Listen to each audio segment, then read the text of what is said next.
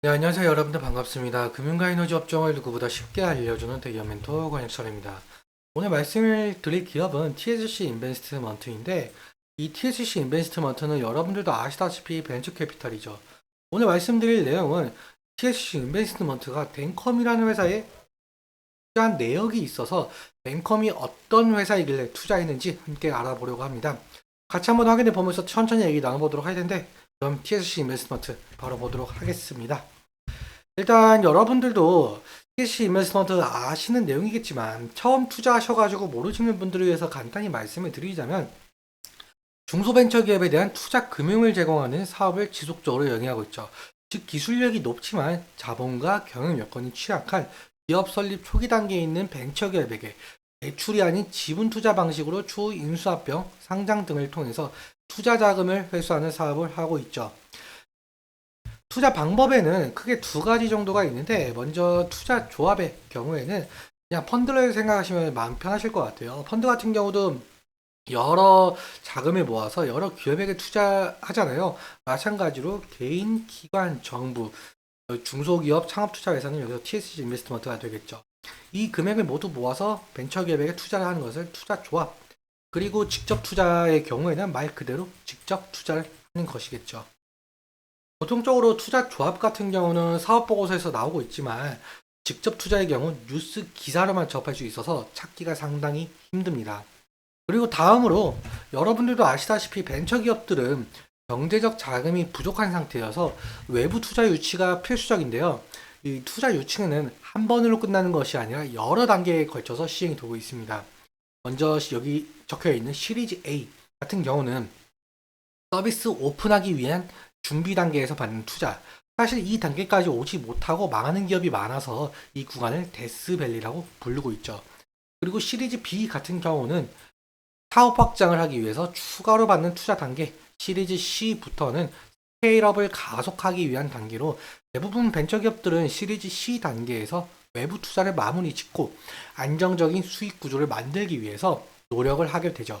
그래서 이 시리즈 A, B, C 투자를 통해서 본격적인 성장을 이루고 벤처기업들은 상장이나 M&A가 가능한 기업으로 탈바꿈하게 되고, 여기서 벤처 캐피탈은 투자금 회수를 통해서 이익을 보는 구조가 되겠죠. 그럼 다음으로 여러분들도 아시는 분들도 있으실 것 같은데, TSC 인베스트먼트가 2022년에 이어서 벤컴의 시리즈 A 투자를 했거든요. 이 시리즈 A 같으면은 앞서 말씀드린 초기 투자에 해당이 되는 부분인데, 도대체 무슨 기업이길래 초기에 투자했을지 알아보도록 할게요. 일단 여기 기사에도 나와 있듯이 음성을 인식하는 인공지능을 개발하는 신생 기업이다라고 나와 있어요.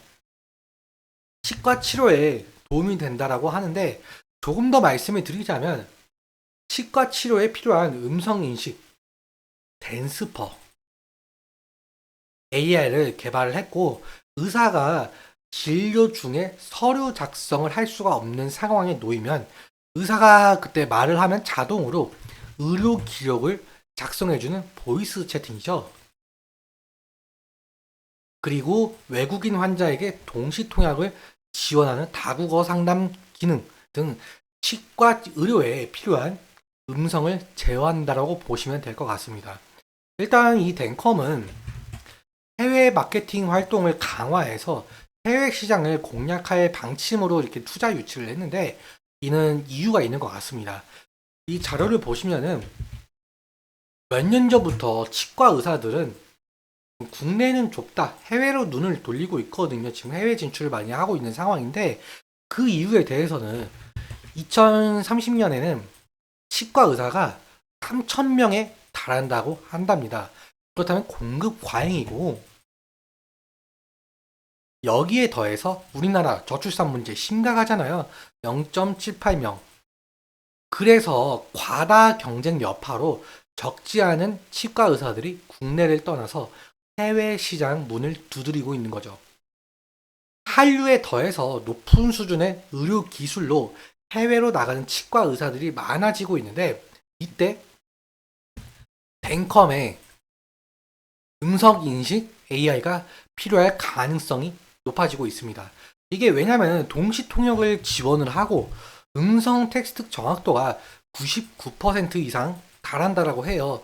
그래서 해외 정착 초기에 유용하게 쓸 가능성이 높을 것 같아요. 그리고 앞으로 벤컴의 음성인식 AI가 각광을 받을수록 여기에 초기부터 투자한 TS 인베스트먼트도 각광을 받아 주가 상승 가능성이 높아지겠죠. 그래서 벤처 캐피탈 같은 경우는 모멘텀은 어디에 투자를 했는지 알아보는 것이 상당히 중요한 투자 포인트가 될 가능성이 높을 것 같습니다. 그럼 차트 한번 살펴보도록 할게요. 차트를 보시면 이때 2021년도부터 계속 지속적인 하락을 했는데 일단 52주 신저가도 찍은 모습이에요. 일단 그렇다면은 장기 추세선인 여기 121선 부근 이 부근을 이탈을 하게 되면은 여기 52주 신저가 부근까지 내려올 가능성도 좀 생각을 해주셔야 될 것 같습니다. 그렇다면은 리스크 관리가 필요할 것으로 보이고 사실 이 52주 신저가까지 이탈을 하게 되면은 더욱더 리스크 관리가 필요하겠죠. 그리고 사실 지금 현재 주가에 상단 부분에 매물이 많을 가능성도 배제할 수는 없어 보이고 있어요. 지금 거래량이 많이 나왔던 부분들을 보시면은 대부분 현재 주가보다 위에 있죠. 그래서 주가가 상승을 할 때마다 강한 매도 압박을 받을 가능성도 있을 것 같아요.